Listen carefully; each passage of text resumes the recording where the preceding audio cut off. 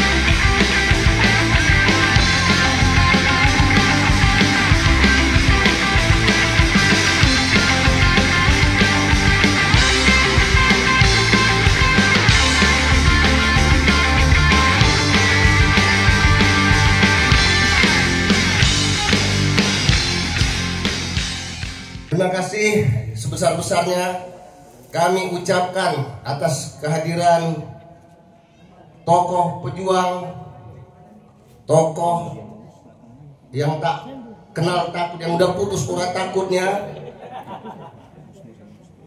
dan kawan-kawan alumni saya, kawan-kawan alma mater saya juga hadir. Ada Gus Nur, tanpa kita duga Allah izinkan hadir. Kami satu alma mater. Dan tanggal 15 Agustus ada pertemuan mantan Tapol-Napol Korban Jokowi. 15 Agustus kemarin saya hadir di Jakarta, tetapi judul itu berganti. Pertemuan mantan Tapol-Napol dan terlapor, kan Mas Roy. Jadi diganti judulnya waktu itu. Kemudian 18 Agustusnya lagi kami ketemu di Jogja, launching buku perdana launching yang sangat fenomenal karena ditutup gedungnya. Dan saya pikir Medan akan begitu, ternyata alhamdulillah tidak. Terima kasih pada semua pihak yang telah mendukung acara ini.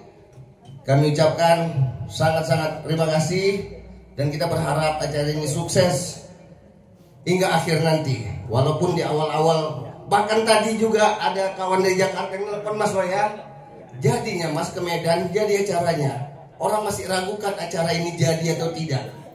Tapi dengan keteguhan dan kesungguh-sungguhan kita, walaupun sumber dana ditutup, alhamdulillah kita sanggup mengadakan acara ini. Dan insya Allah sukses.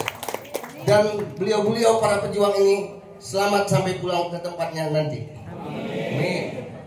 Mungkin itu saja. Terima kasih. Oh, ada lupa. Ini tanggal 10 November. Oktober. Gus. Ingat Gus, 10 Oktober kita rayakan itu. 5 tahun lalu 10 Oktober dan 4 tahun lalu 10 Oktober juga. Hari ini 10 Oktober juga. Hari saya ditangkap dan hari saya dibebaskan. Jadi ini hari sejarah. Dan kita harap pertemuan ini juga sangat fenomenal dan bersejarah. Terima kasih. Billahi fisabil haq, astabiqul khairat. Nasrun minallah wa fathun qarib. Assalamualaikum warahmatullahi wabarakatuh. AJMG, ikuti kata-kata saya. AJMG. AJMG. Adili Jokowi. Adili Jokowi. Makjulkan Gibran. Makjulkan Gibran. Tangkap Bobi. Tangkap Bobi. Baik, terima kasih. Kita beri aplaus untuk Ketua Panitia Bapak Izin Ferry Amri. Baik, Bapak Ibu sekalian, mungkin selanjutnya acara kita serahkan kepada moderator. Dalam hal ini akan dipimpin oleh Buya Rafdinal Esos MAP. Kepada Buya, waktu dan tempat dipersilakan. Kita beri aplaus Bapak Ibu sekalian untuk Buya. Terima kasih. Assalamualaikum warahmatullahi wabarakatuh. Alhamdulillah, puji syukur kepada Allah, salawat dan salam pada Rasulullah Muhammad SAW. Allahumma sholli ala Muhammad. Bapak Ibu sekalian, kita bersyukur siang sore ini agenda acara kita dapat kita laksanakan, walau banyak hambatannya, banyak tantangannya. Tadi Ketua Panitia sudah menyampaikan, akhirnya kita bisa dapat melaksanakan. Tentu rasa syukur ini menjadi satu semangat dan spirit buat kita untuk kita mendiskusikan buku yang luar biasa ini, sehingga kita warga Medan Sumatera Utara bisa lebih memahami lebih dekat, lebih mendalam buku yang ditulis oleh para tokoh kita. Tentu yang kita muliakan, Gus Nur hadir bersama dengan kita, dan beliau adalah orang yang pertama juga dulu bersama dengan Bambang Tri setelah terkait dengan kasus ini, dan beliau akhirnya menjadi bagian dari penindasan rezim, ya. Dan alhamdulillah beliau bersama dengan kita. Kemudian Mas Roy, Bu Dr. Bu Tifa, terima kasih atas kehadirannya. Dan Bapak Ibu sekalian, acara kita ini tidak hanya mendengarkan penjelasan dari penulis, kita juga menampilkan para pembanding, pembedah buku yang kapasitas mereka kita akui di Sumatera Utara. Kita hadirkan juga bersama kita Profesor Dr. Dida Ramajaya. Beliau tokoh kita di Sumatera Utara, ya, pendiri Gadget Sehat Indonesia, Ketua Matahari Pagi Kota Medan. Beliau sebagai budak saraf yang sangat konsen dengan gerakan-gerakan ya, keumatan.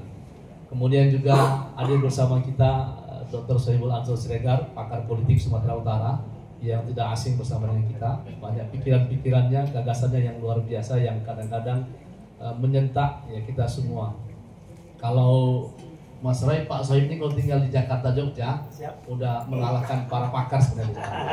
Ya karena tinggal di Medan ini sebenarnya kan. Tapi dari Medan pun mengguncang Jakarta dia. Pak Sohibul Ansor.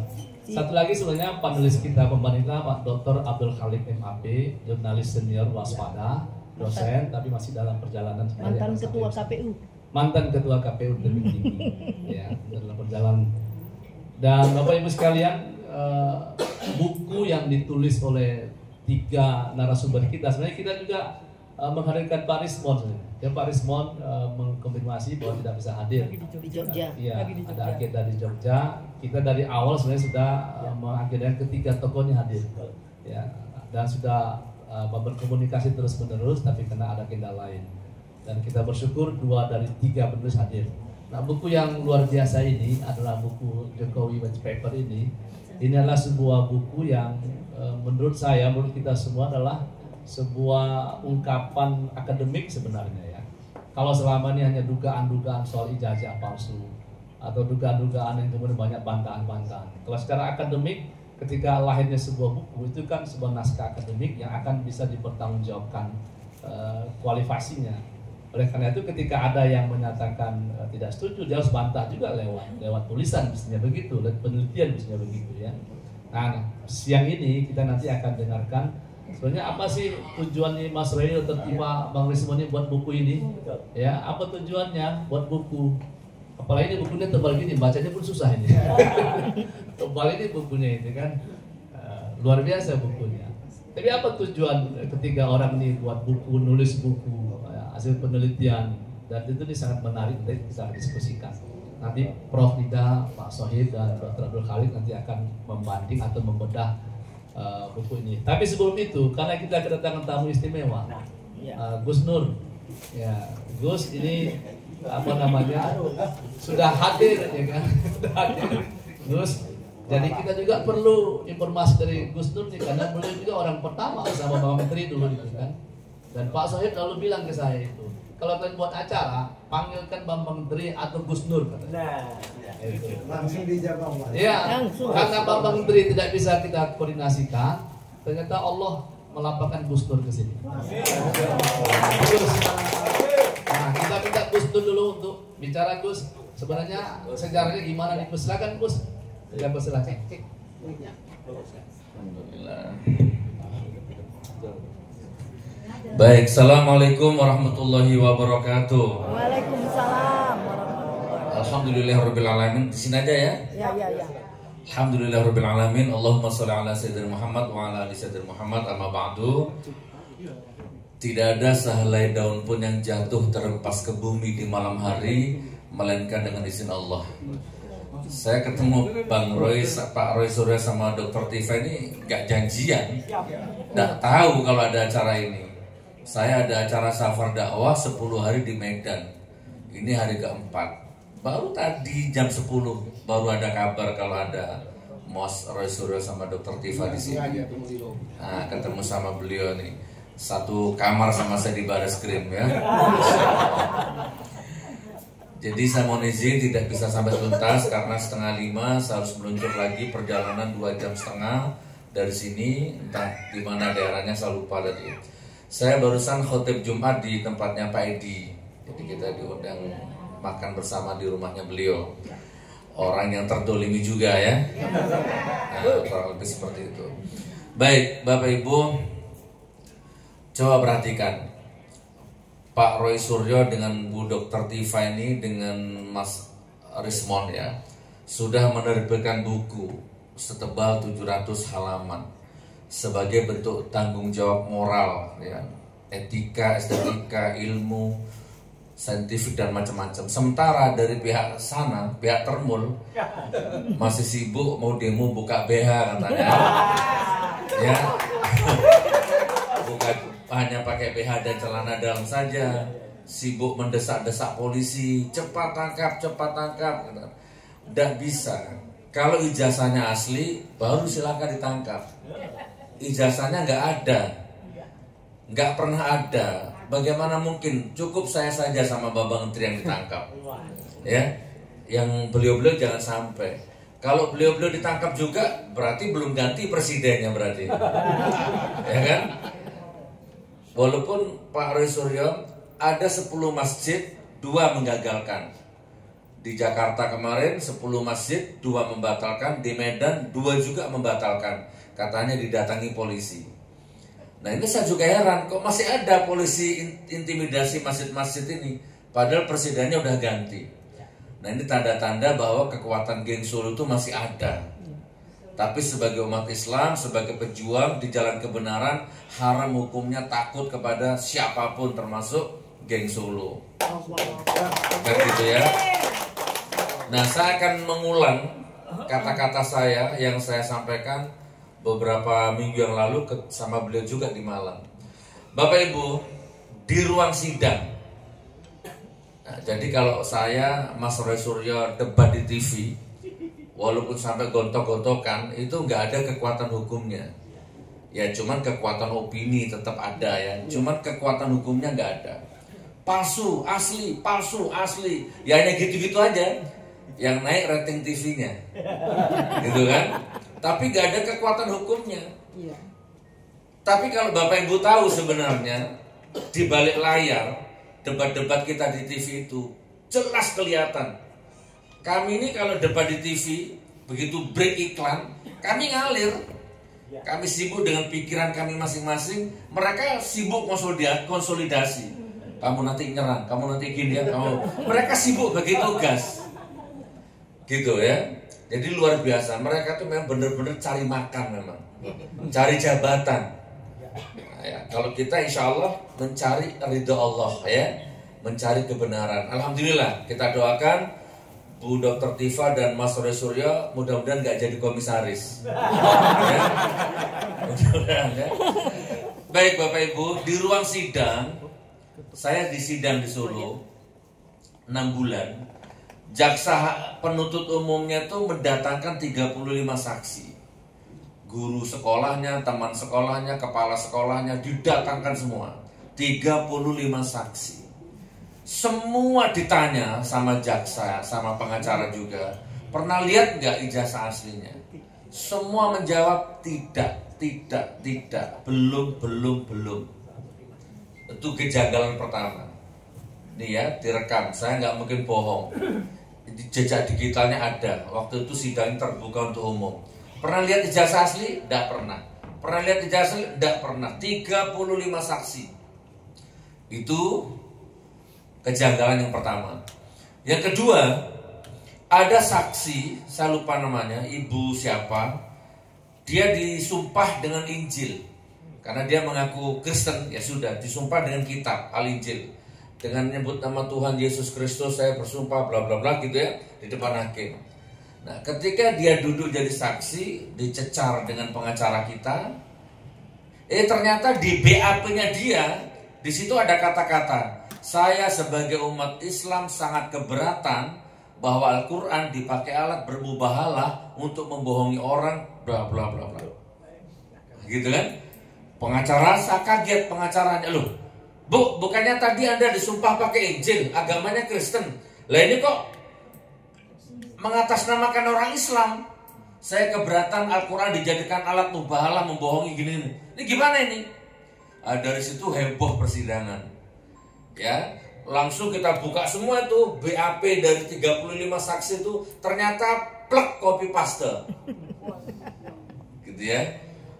Jadi ini kerjanya polisi nih ya. Luar biasa polisi. Diazab pada besok sama Allah. Mana kalau ada polisi di sini nih? Diazab ada, bukan polisi Solo, bukan di sini maksudnya. Nah di sini Salonda ya. Jadi copy paste saja BAP-nya itu, Pak. Jadi ibarat Anda ini 10 orang diperiksa, BAP-nya sama, kan tidak mungkin.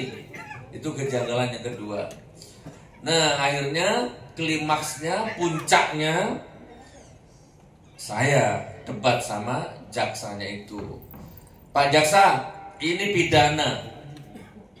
Beban pembuktiannya ada di Anda. Anda menuduh saya menebarkan fitnah, menebarkan berita bohong, menebarkan kepalsuan, macam-macam. Oke. Sekarang tunjukkan yang asli. Karena dipegang Anda itu kan fotokopi. Nah sekarang tunjukkan yang asli. Dan itu wajib. Menurut undang-undang, nanti biar Mas Roy Suryo yang jelaskan. Wajib karena itu sebagai alat bukti juga di sidang. Nah, ternyata nggak bisa. Jaksanya nggak bisa mendatangkan yang asli. Padahal di Solo itu sidangnya itu. Akhirnya saya keceplosan, tapi saya yakini dan saya nggak menyesal. Pak Jaksa, kalau Anda nanti bisa datangkan ijazah aslinya, saya cium kakimu di depannya Pak Hakim. Dan saya akan minta maaf kepada media 7 hari 7 malam. Dan saya akan minta maaf kepada keluarga besarnya Pak Jokowi. Alhamdulillah, sampai sidang selesai, ijazah aslinya nggak pernah ada. Sampai detik ini.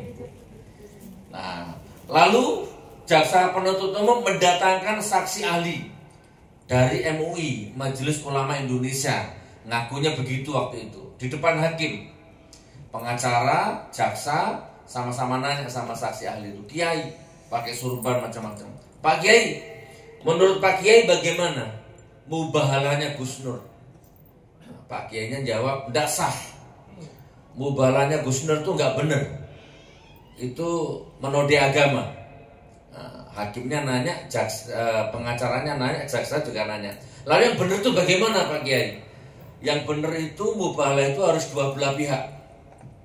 Ya, Gus Nur sama pihak Jokowi itu yang benar. Kiainya ngomong begitu Bu, di depan hakim. Dan mubahalah itu harus dilakukan di depan hakim, di pengadilan. Itu baru sah. Nah, ini kekuatan hukum loh Pak. Omongan saksi itu di depan hakim berkekuatan hukum. Giliran saya nanya kepada kiainya, Pak Kiai, saya setuju dengan pendapat Anda. Mubahalah itu harus dua belah pihak.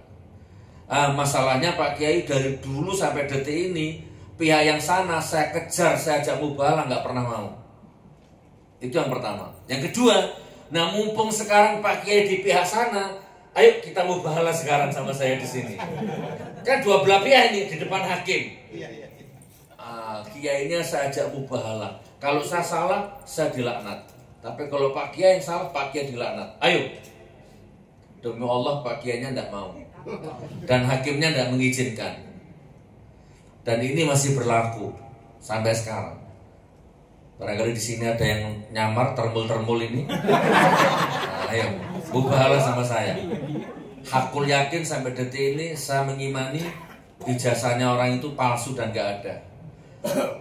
Terlepas dari risetnya Pak Roy Suryo dengan Bu Dr. Tifa ini, saya mengalami penderitaan batin, pengalaman batin sendiri. Jadi itu iman saya mengatakan bahwa memang tidak ada. Dan saya pertanggungjawabkan dunia dan akhirat. Jadi Bapak Ibu, insya Allah Bapak Ibu sekarang berada di ruangan yang benar, ya, di pihak yang benar, insya Allah. Jadi nggak perlu buka BH, ya, nggak perlu desak-desak polisi, desak-desak nggak perlu konferensi pers yang bela-bela nggak perlu. Bapak Ibu membela mantan pejabat yang sudah jelas-jelas korup, bohong, dusta, dibela mati-matian. Ingat, catat omongan ini, bismillah, hotel ini saksinya. Rezim terkutuk laknatullah, siapapun yang merapat ke sana, kiai, gus, habib, ulama, profesor, doktor, apapun merapat ke sana, dia akan hina dan dihinakan oleh Allah. Amin. Ya, dan sudah banyak buktinya. Profesor, doktor, kiai, haji, habib, pengasuh pesantren, gus merapat ke sana, sekarang jadi sampah peradaban sejarah. Hilang karomahnya, hilang auranya, hilang yoninya. Sebut saja satu, si Noel misalkan, penyembah Jokowi masuk penjara juga. Ada lagi Sylvester Matutina, begitu sombongnya, ternyata tersangka, sekarang nggak berani tampil di umum. Dan menyusul yang lainnya nanti, insya Allah dihinakan sama Allah. Wa qul ja'al haqq wa zahaqal batilinal batilakana zahuqa. Kalau kebenaran sudah datang, yang batil, yang dolim pasti hancur. Sebagai penutup, kalau tangan Anda masukkan ke air, basah. Kalau tangannya Anda masukkan ke api, terbakar. Atau kalau Anda lempar benda ke atas, pada titik tertentu, menit tertentu, dia akan berkurang kecepatannya, lalu dia akan kembali ke bawah. Hukum gravitasinya begitu. Nah, sama Bapak Ibu, imanku mengatakan rezim geng Solo laknatullah terkutuk sampai kapanpun. Dosanya terlalu besar. Ya, jadi tidak lama lagi Anda mau seminar di sini, tidak seminar di sini, Pak Roy Suryo mau bikin buku, tidak bikin buku, tetap dia akan dihancurkan sama Allah. Itu hukum alamnya. Nah, cuman kita ini berusaha menjadi pipit-pipit yang akan menghancurkan berhala-berhala kesombongan mereka, gitu kan? Kurang lebih seperti itu. Nanti biar dijelaskan sama Bang Roy Suryo apa itu pipit maksudnya. Beliau tahu nanti ya. Insya Allah begitu. Bawa ayam nggak? Bawa ayam. Selamat berjuang ya. Ya. Selamat berjuang, bantu doa, beliau support doa, bukunya diborong. Saya belum beli bukunya, hari ini saya beli ya. Beli bukunya, karena insya Allah itu akan jadi nilai ibadah. Bantu doa, mudah-mudahan kezaliman ini akan segera dihancurkan sama Allah ya. Mulai dari pusat sampai daerah, Solo, Jakarta, sampai Medan, dihancurkan sama Allah. Insya Allah, kalau kepalanya mati, ternak-ternaknya mati semua nanti, insya Allah. Assalamualaikum warahmatullahi wabarakatuh.